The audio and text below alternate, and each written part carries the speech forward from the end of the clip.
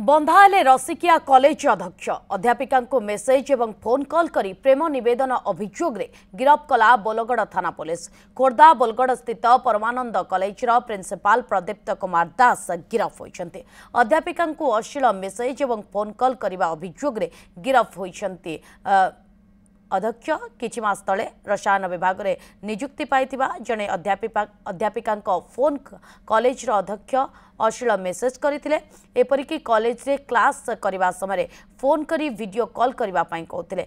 Voice message रे मध्य विभिन्न प्रकार अश्लील कथा कहथिले। एने निजे बापा मां को जणाइबा परे बापा तांकर बोलगड़ थाना रे एतला दैछन्ति। युवतींकर बापांक अभियोग आधार रे मामला रुजु करी कॉलेज अध्यक्ष प्रदीप कुमार दास तांको गिरफ करा जायछि।